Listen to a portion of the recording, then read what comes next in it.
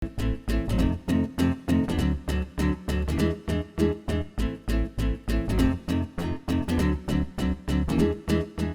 datang di podcast Koalisi 7.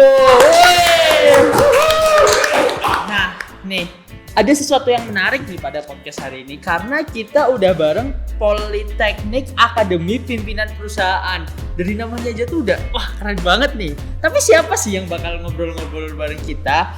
Udah ada Muhammad Reksa Pandia dari Politeknik APP 2020. Halo teman-teman semua, perkenalkan namaku Muhammad Reksa Pandia. Aku dari Politeknik APP Jakarta, Prodi Manajemen Pemasaran. Mantap. Manajemen pemasaran ya? Iya. Gimana nih rasanya kuliah online di tahun pertama?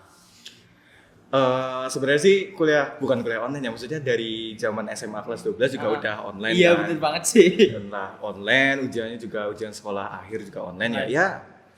Let it flow sih rasanya. Maksudnya apa ya, nggak diduga juga sih kepengen kuliah online, tapi kita harus adaptif juga sih karena emang situasinya pandemi kayak gini, jadi kita harus ngikutin protokol kesehatan, ngikutin arahan dari pemerintah ya, dibawa asik aja sih. Jangan stres. Mantap. Aku juga sih kayak kuliah online kurang greget gak sih? Iya sih, Kalau belum ngerasain lingkungan kampusnya gimana gitu. Bener banget. Nah, aku mau tanya nih, berhubung tadi kamu bilang lingkungan kampus. Lingkungan kampus di sana tuh gimana sih? Mungkin kayak temen-temennya atau gedung-gedungnya atau apa aja deh ceritain di APP. Jadi lingkungan kampusnya itu nanti kalau teman-teman masuk itu nanti ada tugunya gitulah. Terus di situ nanti di dalamnya itu ada taman. Biasanya tuh kita nyebutnya tuh tamannya Bangjo. Jadi itu bangku ijo gitu. Jadi karena bangku-bangkunya itu ijo gitu. Terus buat apa?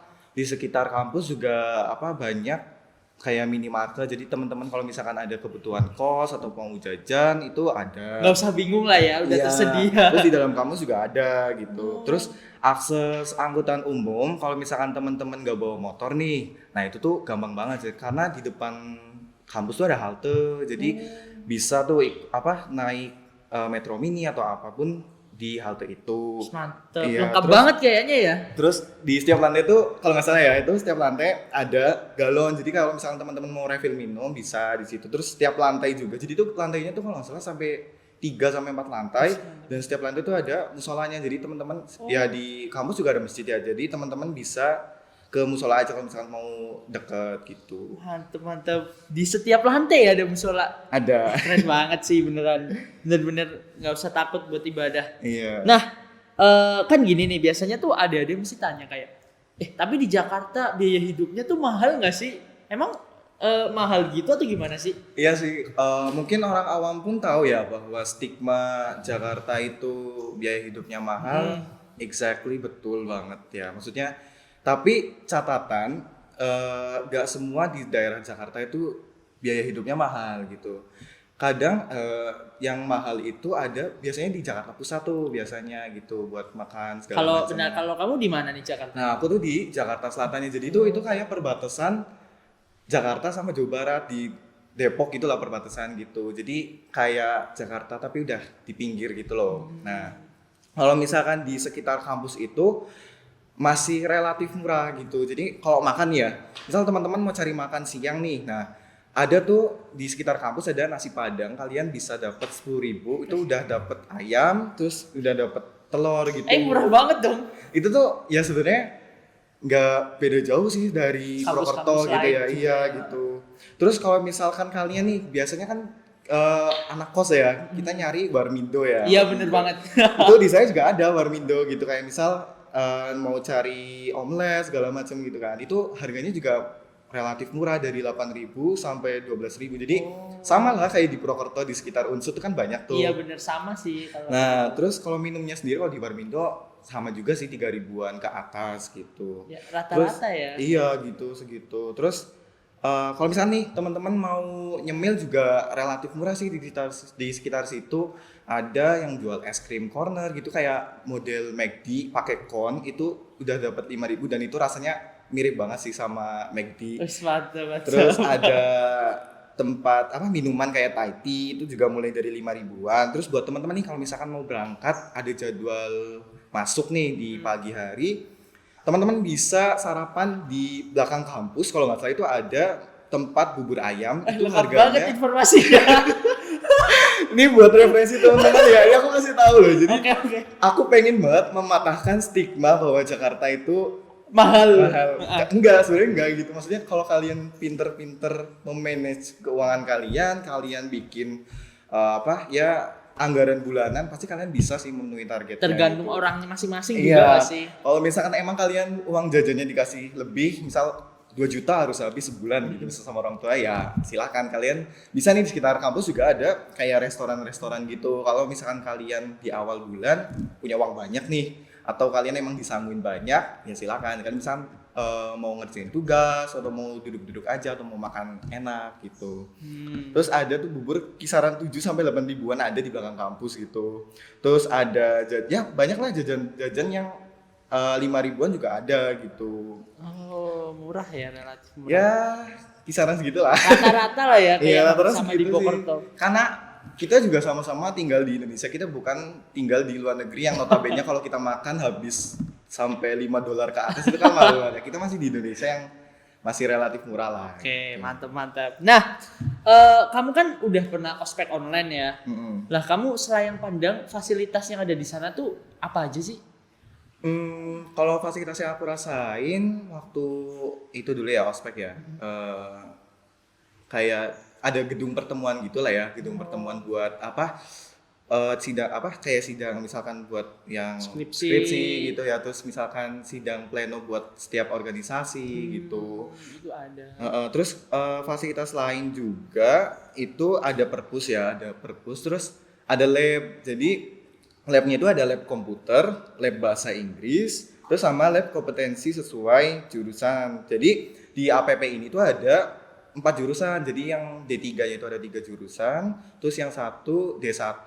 Nah, lab setiap prodi itu beda-beda sesuai kebutuhannya. Kalau aku manajemen pemasaran, laboratoriumnya tuh ada lab multimedia, terus ada lab project, terus ada lab display sama lab fotografi. Kalau kalian tahu, misal ya kalian pernah nih ke toko HP, karena kita kan di sini tuh manajemennya itu manajemen industri ya, industri elektronika. Kalian pernah nih kayak display di toko HP, misal lebay banget nggak sih kalau misalkan ada yang ngeliat HP lampunya banyak banget. Oh iya, nah iya, itu tuh iya. namanya display kayak gitu-gitu. Itu lebay banget sih sebenarnya.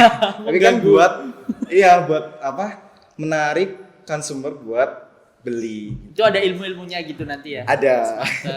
Mantap. Terus ada sarana olahraga juga, ada lapangan basket, terus tiap kelas full AC juga sih. Terus parkiran ada 2 buat motor sama mobil. Udah lengkap lah ya secara fasilitas nyaman Ya, sih buat alhamdulillah lah. kuliah. Nah, aku penasaran nih, sama teman-teman pasti penasaran. Kamu tuh masuk lewat jalur apa dan seberapa ketat sih keketatan kampus di situ? Dulu aku masuk jalur kayak Jarvis bersama gitu ya, kayak SBM gitu loh. Jadi itu Jarvis bersama itu kayak seleksi untuk seluruh politeknik di bawah Kementerian Perindustrian gitu. Jadi politeknik APP ini salah satu yang punyanya Kementerian Perindustrian gitu. Jadi masih ada lagi tersebar di seluruh Indonesia gitu. Berarti kamu tadi masuk lewat Jarvis bersama namanya kalau nggak salah. Kalau keketatan kampusnya gimana tuh menurutmu? Tahun 2020 itu pendaftarnya itu kurang lebih ada 6 ribuan. Jadi kita waktu aku seleksi ya Jarvis bersama itu seleksinya itu ada 3 tahap. Jadi pertama ada tahap administrasi, kita ngelengkapin data-data.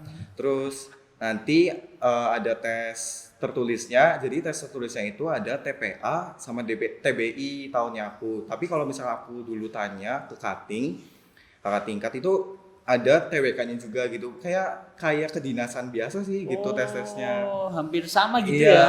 Terus yang terakhir wawancara. Jadi wawancara di sini itu pakai bahasa Inggris. Gitu. Pakai bahasa Inggris. Pakai bahasa Inggris. Mantap. Keren sih, gila keren banget. Dan yang diterima tahun angkatannya aku ini ada 400-an kalau nggak salah. 400-an. Berarti lumayan ketat berarti ya dari 6.000 pendaftar. Ya lumayan sih. Berarti harus benar-benar belajar nih, terutama bahasa Inggris kan harus benar-benar ditingkatin Ya, buat dilancarin wawancara. aja gitu. Bener banget. Nah, tadi fasilitas sudah oke nih, terus jalur masuk juga udah kita bahas, tapi aku mau bahas satu nih, UKM nih kayak eskul. Nah di sana tuh ada UKM apa aja nih? Atau mungkin senamanya kan APP, Akademi Pimpinan Perusahaan, UKM-nya tentang perusahaan-perusahaan atau enggak sih? Atau gimana nih?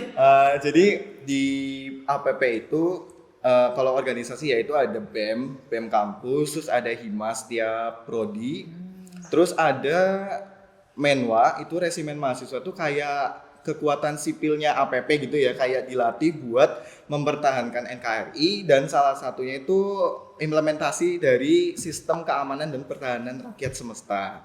Terus ada juga project organization, jadi itu kayak apa ya, event organizer gitu loh. Kalau kalian yang minat di dunia manage banget gitu ya, manajemen, kalian bisa masuk ke project organization itu. Terus buat UKM yang lain ada UKM basket, terus ada sepak bola, terus ada Mojoden itu kayak pecinta musik gitu. Terus ada forum komunikasi mahasiswa Politeknik se-Indonesia, terus ada forum mahasiswa kedinasan Indonesia, ada lembaga dakwah kampus nih yang buat teman-teman yang ingin apa ya di bidang religius gitu, iya. Terus ada pecinta alam, Campstick, terus ada Dharma Pala dan lain sebagainya. Banyak ternyata ya, bukan cuma tentang perusahaan. Jadi, ya. Teman-teman kalau misalkan punya minat di suatu bidang, disalurkan ada tempat apa ya wadahnya gitu. Mantap. Nah, terakhir nih karena kita udah sampai di penghujung podcast, kasih tahu dong kenapa harus masuk ke Politeknik Akademi Pimpinan Perusahaan. Apa ya? Pertama sih ini merupakan kedinasan tapi bukan ikatan dinas sih, tapi non ikatan dinas, langsung di bawah Kementerian Perindustrian gitu. Terus ke yang kedua, menurutku di sini prodinya unik sih. Prodinya unik karena di APP ini prodinya itu kayak apa ya, pionir manajemen industri di Indonesia pertama. Terus sama birokrasinya sih, di dalamnya birokrasinya teratur banget, mulai dari struktur di APP-nya gitu kan, mulai dari direktur segala macam, terus sampai kayak di organisasi juga teratur sih. Mantap, udah cocok banget buat tempat kuliah lah ya. Nah, kamu kan udah pernah ngerasain nih gimana kerasnya belajar. Kasih tahu dong buat adik-adiknya, kasih motivasi buat semangat belajar nih. Kalau aku pribadi sih pesen buat teman-teman nih yang sekarang kelas 12, belajar sih. Pasti belajar rajin, dan jangan lupa doa sih. Doa itu kekuatan yang powerful banget buat membantu kita, mendorong kita gitu. Sama apa ya? Ya udah sih paling gitu aja. Sama ini sih percaya sama kekuatan diri kalian sendiri, bahwa kalian mampu. Mantap. Aku juga ikut termotivasi nih.